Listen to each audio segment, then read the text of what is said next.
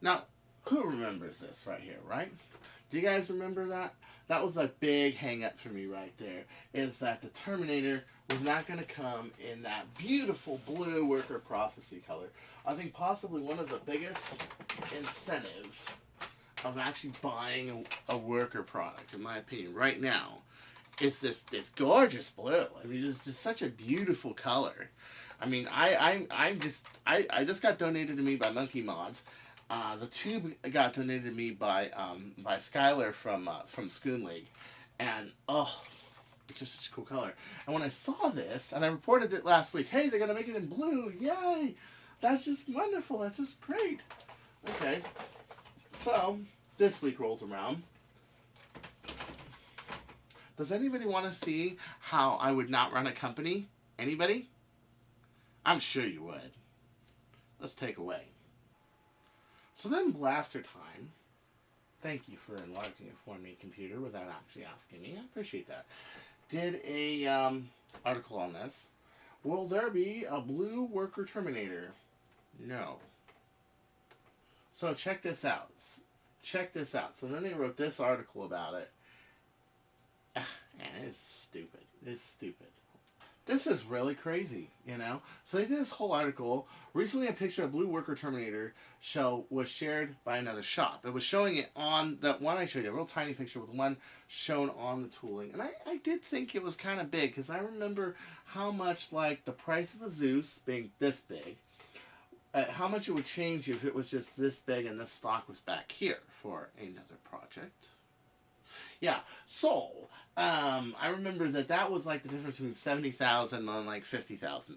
Okay, yeah, it costs that much money, and you have to actually reproduce that money when you actually produce a shell. So let's say, for example, you got this shell here, that was $60 US. The cost to build it would be probably around $24, $25. Okay, between the shotgun grip and the stock and this and everything else. Well, you also have to dissolve the price of the tooling in that. So let's say they made 2,000 Zeus shells. Okay. Well, let's say 1,000 just for mathematical reasons. 1,000. That means you have to divide 1,000 by 70,000. That would mean that if I only made 1,000 of these, I'd have to buck in another $70 just for the tooling. Now, if I sold 2,000 of these, that'd be $35. So let's say we sell 2,000 Big Blues, okay, or not 2,000 Big Blues, 2,000 Zeus 2s, and the price for it is $25. Then you have $35 for the tooling, and you end up with $60. Yeah, I know. See what I'm saying? So that's your break-even point right there. It's about 2,000 shells on top of everything else. The people designing it, everything else. This shell actually should probably be around 100 if you want to know the truth, because that's the price of doing it at 2,000. And that 2,000 is a reasonable goal for something made in the Nick. Well, for the Nerf community. Well, I think Worker's running into this problem, if you want to know the truth, because this response basically said it. So we decided to ask a responsible person inside Worker to get the most accurate answer. Rather than just them going by the leak video, making us all hyped that they're going to make that. And the answer was, there will not be a blue version. The picture was shared as a test module made of ABS material. The final product will be molded in polycarbonate. The picture wasn't even meant to be shared publicly. It was just a picture of a test, and people got false hopes from that picture. No! I did. As Worker explained to me, there will not be a blue version because of financial reasons. The mold for making the Worker Terminator is really big and costs a lot of money. Okay, this is one reason why I'm into compact arms. That is that if, let's say, a dead aunt or grandmother die, or for some reason I inherit Chartwell in Beverly Hills, if you guys should look that up. If you guys don't know that answer, Chartwell. If you know what Chartwell is, comment it. What is Chartwell in Bel Air? What is state in Bel Air is Chartwell, right? There's also one in Westminster, UK, but that one doesn't count. Of course, the original Chartwell. You know, and all of a sudden I can spend maybe 40, 50,000, maybe 35,000 making tooling, and I can dilute my prices over maybe 1,000 pieces or 500 pieces instead of like having to try to shoot for 2,000 or 3,000. It's a lot easier for a pistol model to do that, which I am surprised a lot of people haven't done good pistol models, except for the Hurricane. Yeah, I'm betting the tooling for that was no more than maybe 15, 20 thou at tops. And look how successful it is. It's really good. Making that. As Foam Blast explained in the video, the making a Worker Terminator proved difficult and expensive. Making the Terminator in another color would be another production run. Now, this is where I would not do it, because you need the production to pay for that tooling. That looks like about $100,000 in tooling. Once you're talking about everything that's made for it, like $100 grand, okay? Would be another production run, an extra item to keep in stock. Oh God, we can't keep another item in stock. I already have 3,000 items. I don't have any practice after this at all. No. See, I don't like this logic at all. From a business perspective, it makes sense. No, it doesn't. Keep the amount of variations down to cut costs. It would remain to be seen that it would make any difference in sales figures too. People that want to build a Worker Terminator will most likely end up buying a clear shell regardless of the color preference. No. I will not buy it. Are you kidding me? I don't want clear. I like blue, especially semi-transparent blue, like that is. Like, you know, the Prophecy is. I like that. Something that is clear, it's going to yellow, for one, because of UV light. No matter how UV inhibited you make that plastic, it's gonna do that. Two, clear plastics tend to crack more than solid plastics. I mean, look at this right here. This is the thinnest ABS I've ever seen in anything aftermarket, and I have yet to crack this. It was just the tan plastic under this that Hang chose for this blaster just happens to hold up the stresses really well. I haven't seen one, and I mean not one, stress crack in this thing. And I have upped this to 28K. Oh, we got to talk about that later, and I got to do some clarification on a few things about me and this channel. But for right now, let's focus on this, okay? I don't agree with this at all. Basically, you're forcing everybody to go clear plastic. Is it easier to paint clear plastic? No. It's also smooth as hell. Yeah, so that really let me down. Smoke black, I don't really care about, but like clear blue. Dude, another reason I think it's a bad idea is because this has become a real trademark. The clear blue, the clear yellow, the clear black Worker stuff. If I were to think of Worker, the first thing I think of is their blue plastic. Their clear blue plastic. They got that coolest blue plastic anywhere. Even when Hasbro tried it with a Sonic series, it didn't look as good. This looks great. And they don't need any more paint for it, nothing. Just, you know, black Picatinny rails. That's it.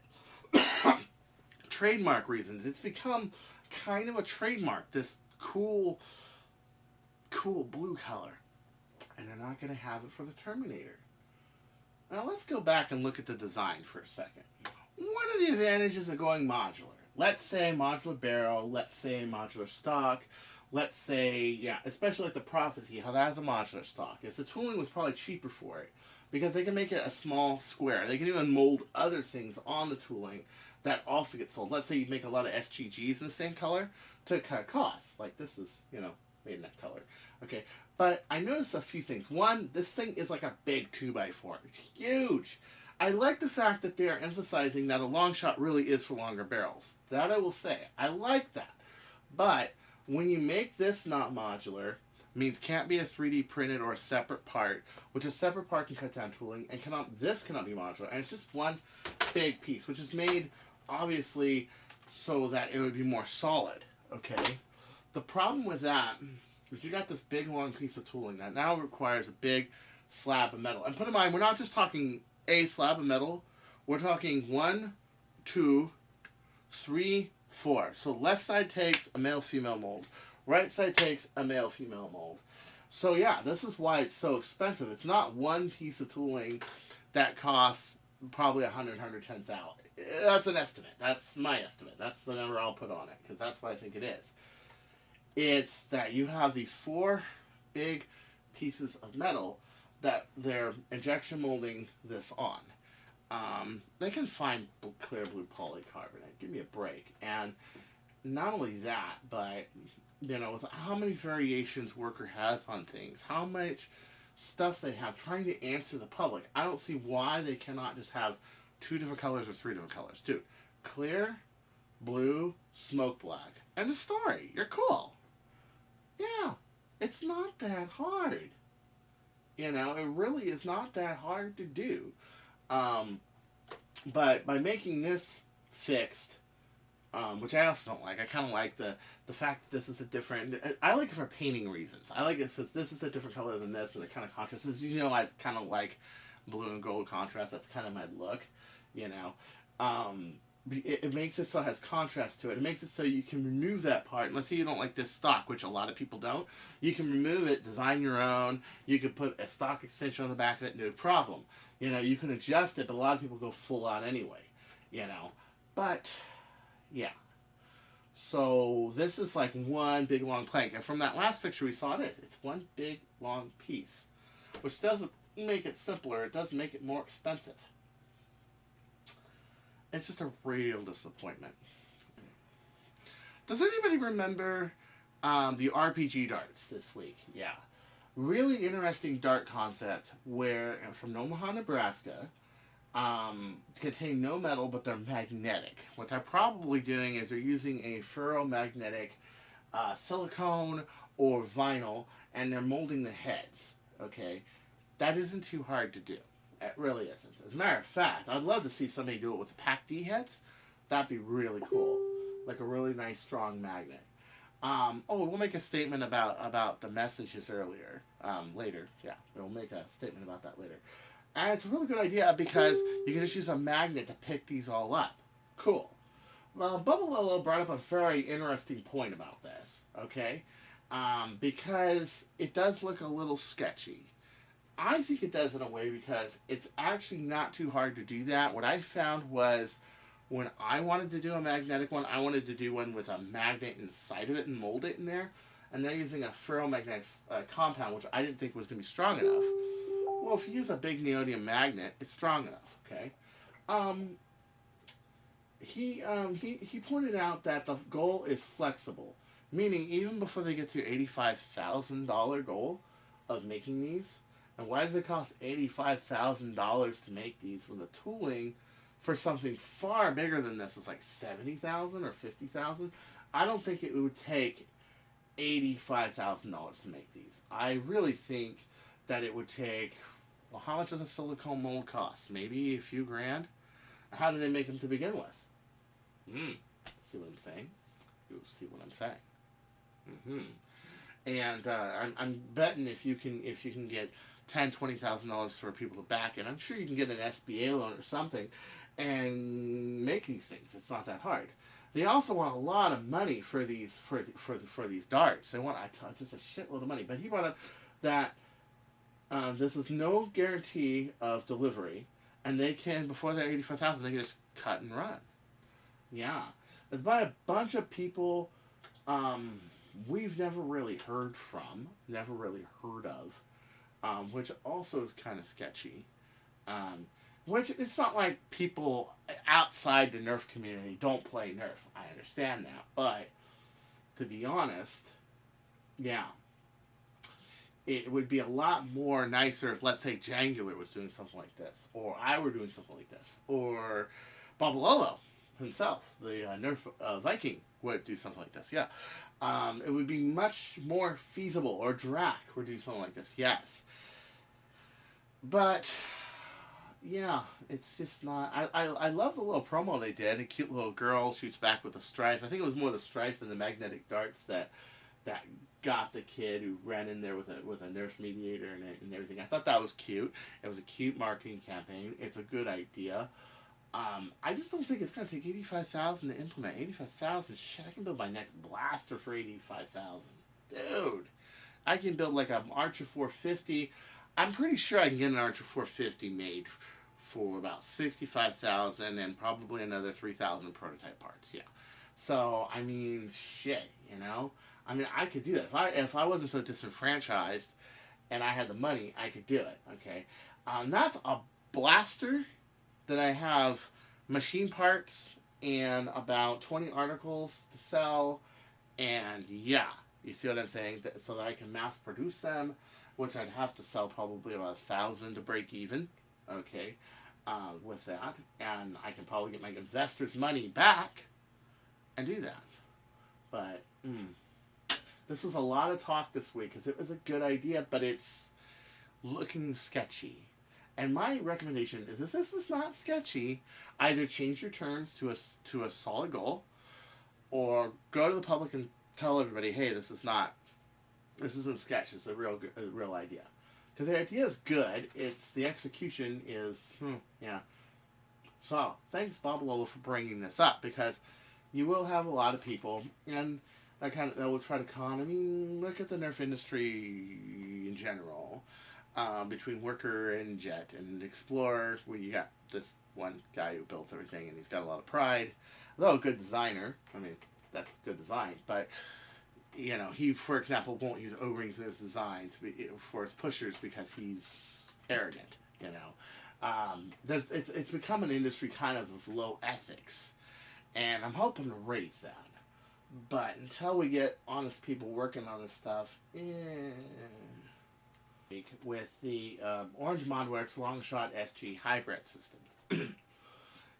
This was on Crew Auxiliary. This is Herrick Hoffer. He showed this all to us, and I heard this from other places too. But dear pickers, due to the manufacturer pickers, because Orange ModWorks, remember, due to the manufacturer holdup, the Longshot SG hybrid system has been delayed. We haven't received a definite answer from our manufacturer yet, so unfortunately we don't have a new ETA at this time. Since we can't ascertain that the kits will be air freighted to us early enough to make the August 6th shipping deadline, we'll start rolling out refunds to all our pickers this week. We still intend to release this kit when it comes to stock. You'll have the option to purchase special edition, including all the promised bonuses, patch, Orange Trigger, SD Fusion,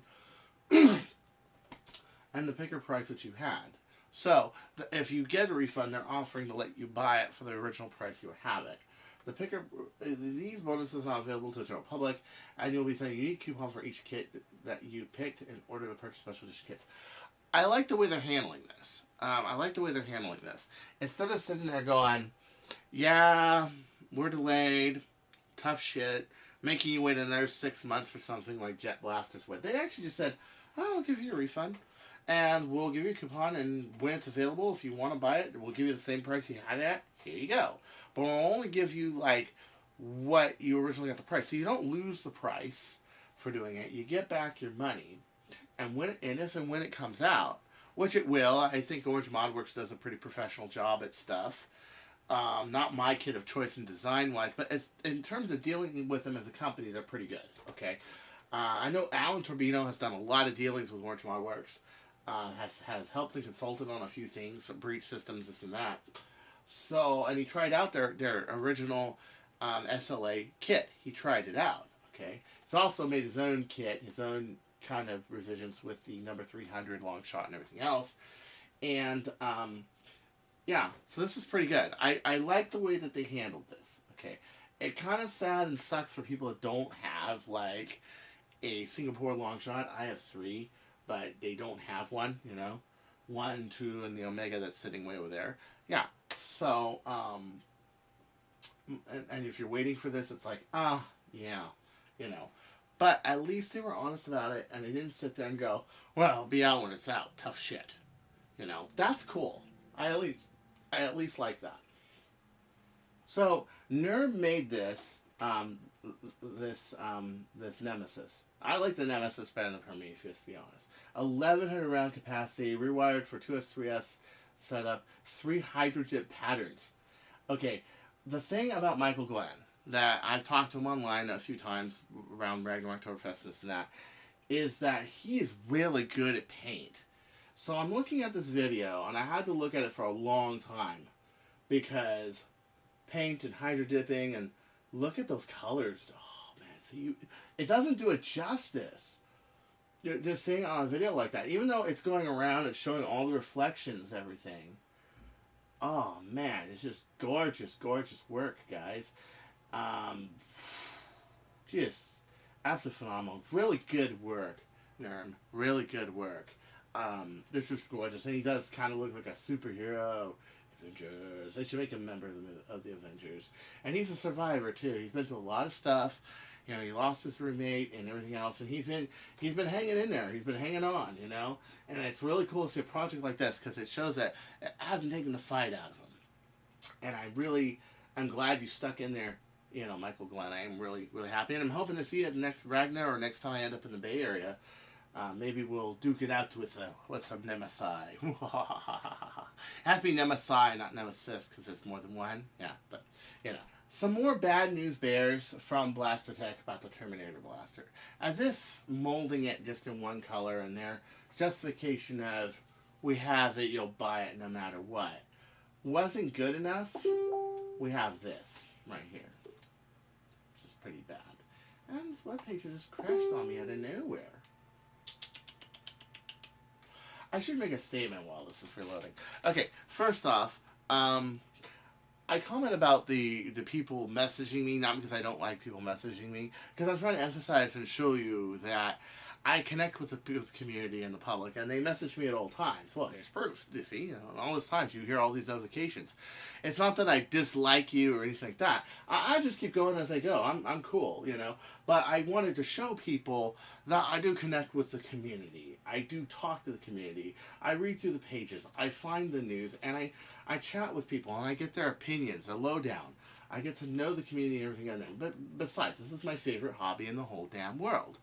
So, at any rate, the connector to the sled has been a big deal, okay? It's a big deal. Why? Because it only works on the nubs of the worker sled. You see this? This recess right here? Bolt goes in here. There it is. Not only is it being held in by 2 dinky screws into a piece of polycarbonate, but you have 4 other smaller dinky screws that are hooked to this plate here. Oh, and by the way, this metal bar doesn't have a push on here. Like, if I were to design this, this wouldn't be like a thin piece of 1/8. It would be 1/4 inch. Then it would neck to 1/8 right here. It would have your 4 bolts there that would help push on this. This is going to break long before this ever breaks. And the other problem is, it's not compatible with your standard sleds. Well, not just your standard sleds that are in your blasters, but any sled that's not like that. Very proprietary, Worker. Very proprietary. And it's not the right way to do it. It's like I showed you guys my blueprint I wanted to use and what I would do for a front prime system, how I designed it in SolidWorks.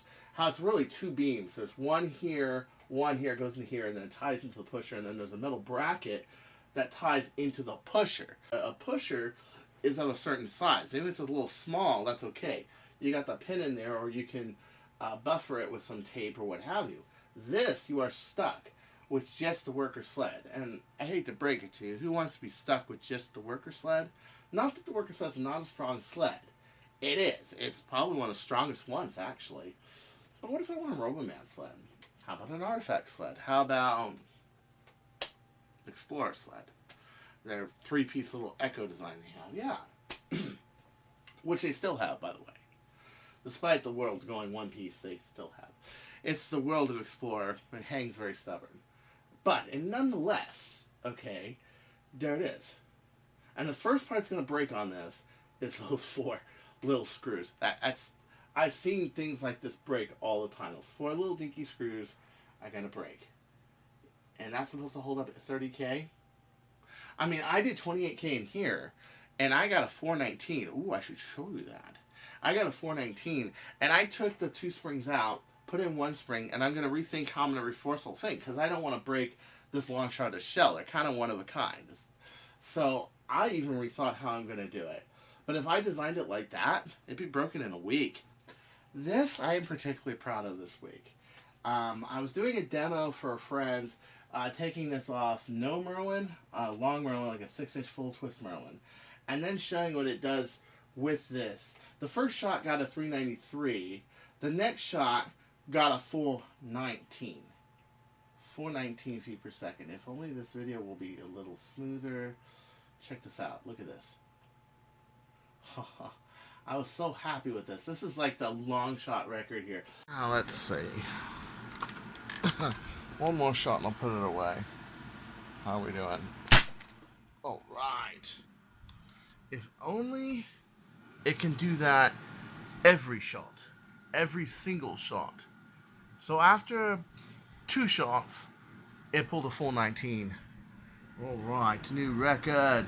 Yes. I think before this, the Longshot record was about 405 feet per second. This actually pulled a 419 with a Pac D dart, which is about 1.04 grams. And it's shooting straight as an arrow, too. But the thing is, back to the long shot discussion, I would definitely reinforce it because, I mean, I don't want to break a one-of-a-kind blaster. I mean, do you want to break a one-of-a-kind blaster? And I don't want to spend $300 in shell and parts and everything else, or at least $250 building a blaster and then finding it just breaks on me. I mean, I wouldn't want to do that. So I have bad feelings about the Terminator. I know how much work I had to do to make this take 28 kilograms. And then I took it apart and I'm like, nope, I'm going to go back and reinforce it and make it right. Because I can see I can do 28 kilograms, but I want to do 28 kilograms effectively and for a while. This is an heirloom long shot we're talking here.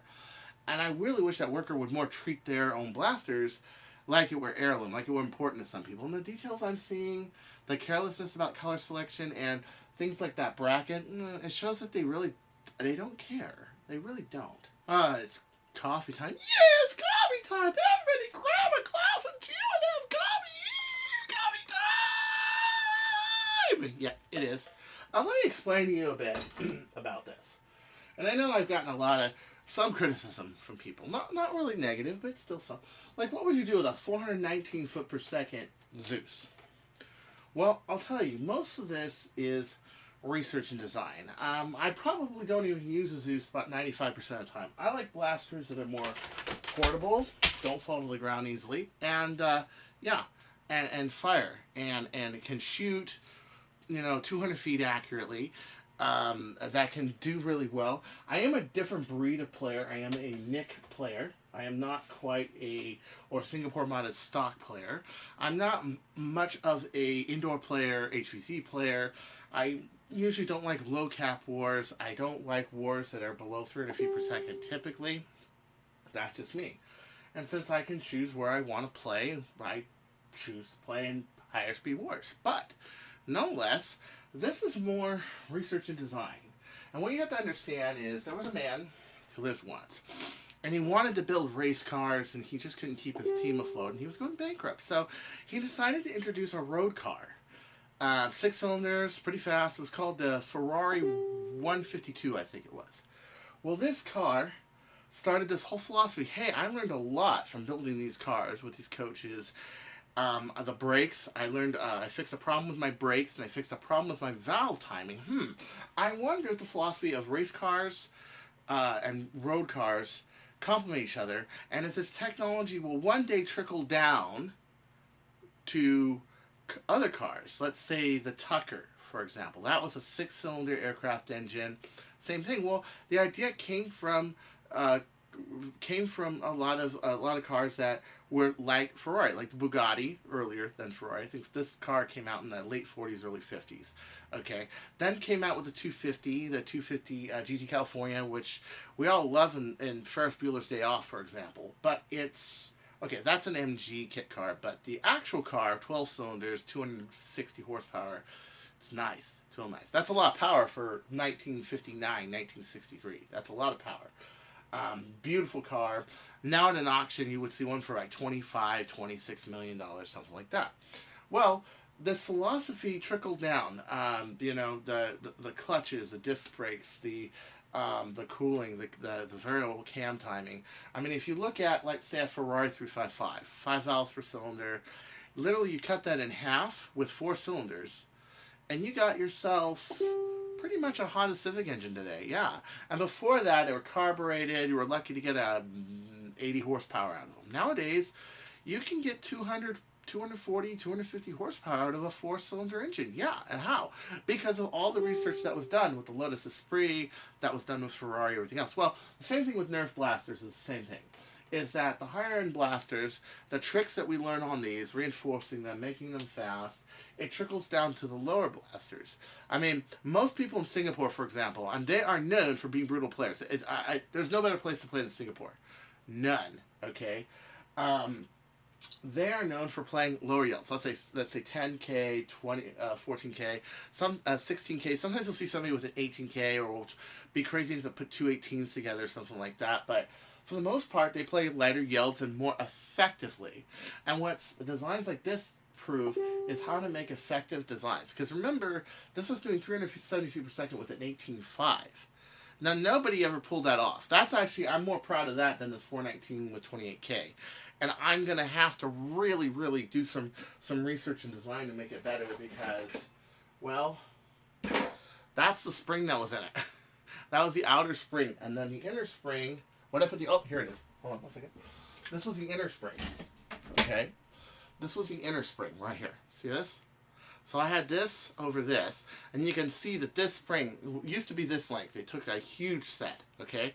So I learned, I need to make this more consistent. I need to make more consistent guides back here, even though I had guides that weren't quite, you know, it's a lot of power to contain over a longer period of travel. So, like I said, it's, I learned a lot from this and everything else, but that's what I do. I'm not trying to, like, hurt people or kill people. If you are a sniper, speed is a byproduct. You need it to go far. Or else you're just not going to go far, and your dart will peter out at like 150 feet.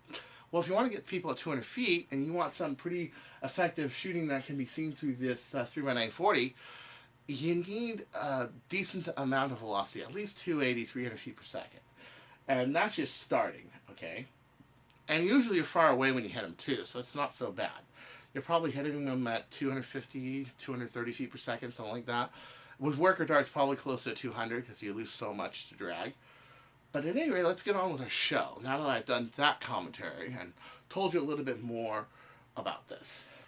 One of my dear and personal friends, Diana Junie, who has done me favors, like gotten me dart tips and things like that, also was one of my friends in Singapore, played in a team called Hack, which is a really good team. There's lots of really great teams. There's TNT, there's all these really great teams. Well, they all got together and decided to do a Team Singapore and play in Malaysia. And from what I'm seeing from the pictures, oh, this was a dream come true war.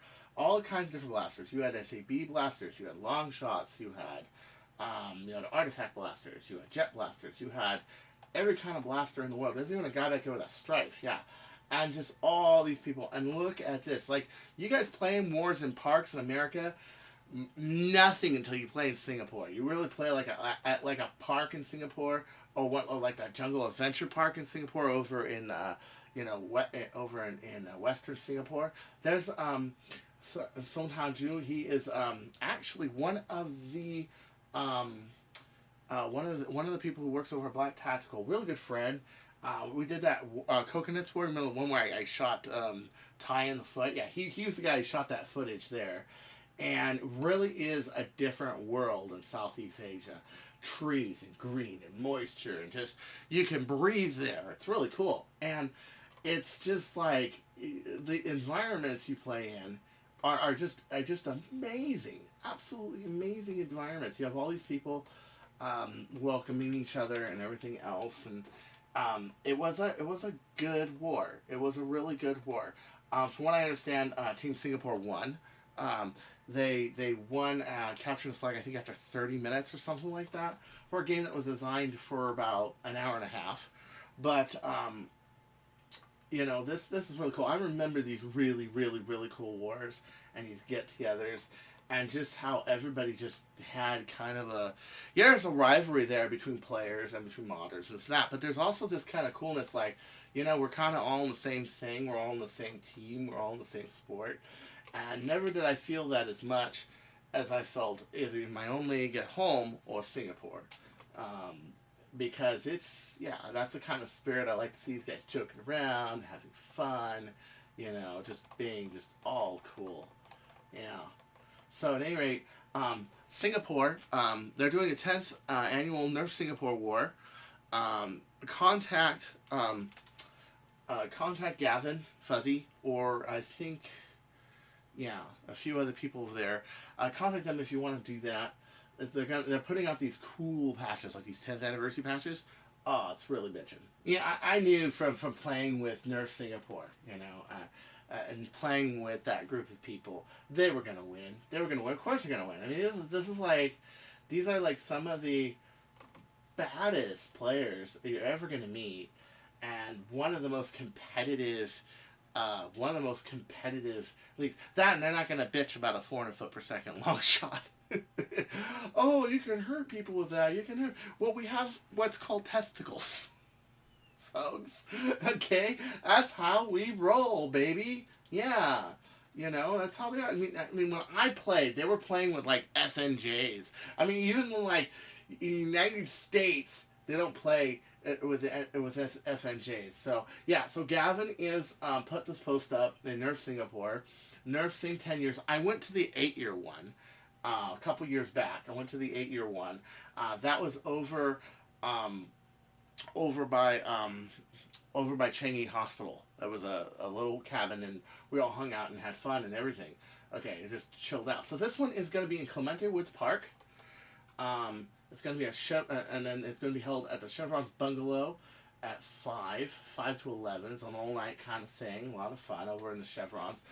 48 Boon Lane Way, Singapore. Okay, is where that's going to be. In Clemente Woods Park, which I've played there once. It's pretty cool. It's got that hill and those paths back there. Yeah. So it's a really cool event of food and fun and getting together. It's a little bit more laid back of a war because it is more of a get together. And every year Nerf Singapore does this war. And I was really happy to do it that one year. And it was, was really cool, They did a raffle at the end where they were giving away stuff. And they gave away a lot of things, a lot of stuff, I think Psych covered that too. He was there and he covered that too, and that was really cool. So this is the next big war right here. The next big one in Singapore will be this one, August 17th. So if you want to get tickets, contact Gavin. It's hosted by Gavin Fuzzy, and he'll get tickets. Probably something like $10, $20, something. And they feed you too. They have barbecue. They had, when I was there, they had pizza, everything. So or if you're just going to be in Singapore or around Singapore, you may want to book a flight to Singapore and go to this thing. I know if I had the money, I'd do it. I would just show up and surprise everybody. I so would. I would love to. But at any rate, back to poverty, right? So I was chatting with one of my friends the other night when I was trying to shoot a mosquito out of my room.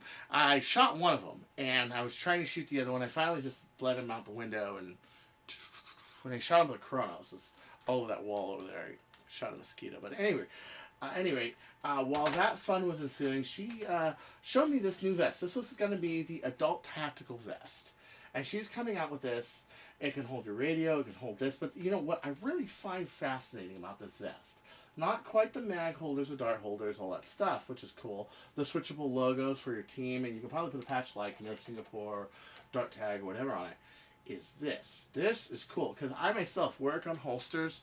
I work on outer vestments for dart blaster stuff. A little more custom, one of a kind kind of stuff. This is a little more production. Was this the backside? Okay, so the backside no longer also not only does it have a team indicator, but it can hold a blaster, a really good size blaster. Think about that. That is really cool. Okay, so these Velcro parts right here. What she does need, she needs two of these. She needs one on each side. That'd be really cool. But what you can do is you can just shoom. Yeah, that's right. I've done stuff like that. Like I've done the owl perch. You guys seen the owl perch where this blaster, less the scope because this makes it a heavy motherfucker, right? Can go like this, okay? But it's not a full-size blaster. It's a pistol. It's a pistol with a very long barrel, but let's face it, it's a fire strike with a very big plunger tube, long barrel, and shoots really far. This you can do with actually like a full size, a full size, Strife or Retaliator or something like that. And that's really cool for like HVZ because now you have a place where you can put stuff. You can probably also put magazines back there, all sorts of cool stuff about it. And I thought this was really cool. Well, Hely is looking for 10 reviewers. Now, there are some very specific requirements, because she wants the reviews to also be on Amazon. So you're gonna have to talk to her about the requirements. They are kind of specific. They're good though, and she will let you review one of these. Yeah. So she just needs some specific stuff. If you need to contact her through me, I can relay you to her. But she's Hely Cancy on Messenger. Just tell her that Chris Cartaya from the Owl Ranch sent you, and you want to review this vest, the Adult Tactical Vest. Because I like this touch, personally. I really like this. And I think, of course, she's got other cool things on here. Like, it is kind of nerfy looking. It has, like, the Nerf colors, you know. And it's got this hook here and everything. So, and it zips. That's really cool. So, at any rate, and she's also done other things. She's done aftermarket darts and parts and things like that. I think this is really, really cool. And maybe one day we'll get together and we'll work on some stuff. Maybe some holsters. Maybe some GoPro cam gear, stuff like that. Yeah, you never know. I'm always keeping my options open, you know. But, yeah, Hely, I finally just let that mosquito out of here. I was shooting too many darts at the wall, and it was denting up my walls, and it was making my parents upset. So I just decided, okay, I'm just going to, So, I have one more thing to show you. Something I missed from a couple weeks ago, but I want you to see this. Okay, so one of my friends, Carlos Cubas, he came up with this. A solenoid pusher, magazine-fed Hurricane. Now you can see it's kind of blocky, you know, it's Hurricane, but what I like about this is that it moves that magazine from up here, puts in a solenoid pusher, which I think is cool because you can fire it as fast as you want. Just hooks to a lipo down here and fires into a talon here, which goes into two wheels up here, which is really bitchin'. He's got a full auto mode, as you can see, and this is just far out, just really awesome. He's going to need a lot of batteries for this. As you can see, he's got two plugs. He's got one for the motors and one for that, for that pusher. But it looks like it's going to be pretty outstanding. And I like the idea. I want to see a sideward profile of this because I'm pretty sure that without that magazine, it's going to look a little Mauserish. Ooh, that's awesome. Yeah. So this is probably going to be really cool. You've seen speeds of like 200 feet per second with these, but let's face it, that's with two wheels. This is one. But still, you know, the rate of fire you can get with Talon magazines, you're switching to a standard format. No mag adapters that are going to flip around like this, like that. I think this is a much better idea. It's a much better way of doing it. And of course, it's probably fiberglassing or gluing in a magazine well, a lot like I do the Mauser Fire. That's good idea, good way to do it. As long as you bind it to the ABS. Matter of fact, I should do this the way it's intended to be done. Like that, yeah. So, as long as it's bound to the ABS well enough, like I use crazy glue and then epoxy, that should do it. And I want to see this in action. That is really bitchin'. A solenoid pusher Hurricane. That's awesome, you know? That's really cool.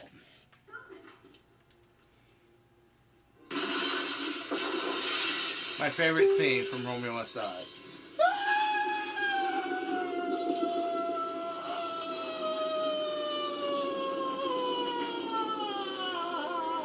Boom! Dude, that's gotta suck. So, don't you go changing, or I'll find you. This has been Season 2, Episode 24 of Nerf News from the Owl Ranch. And it was a pleasure being serving the Nerf community.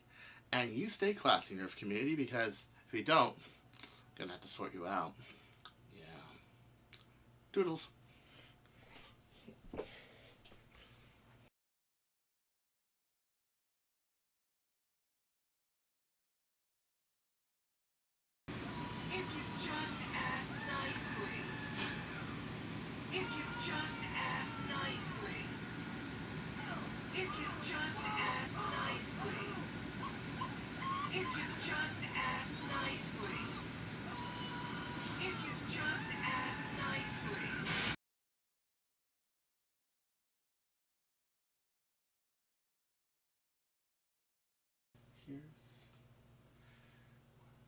Put you under my spell.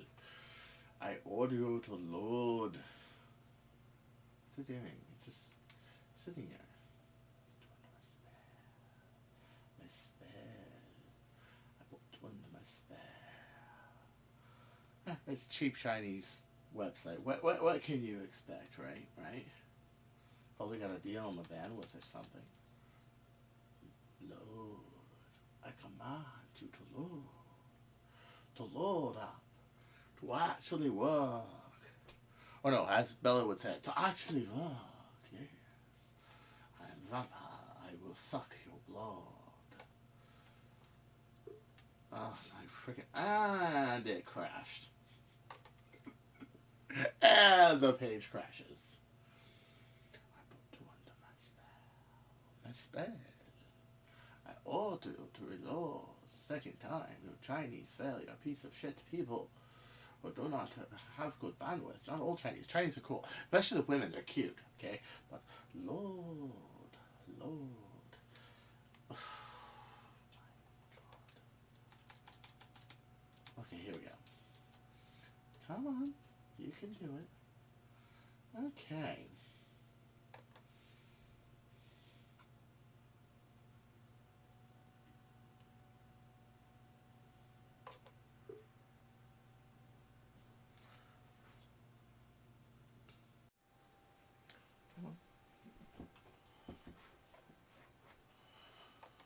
Load. Load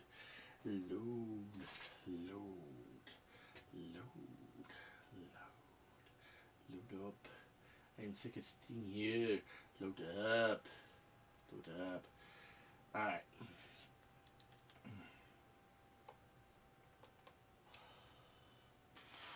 Come on. I hate it when this takes this long to do. Okay.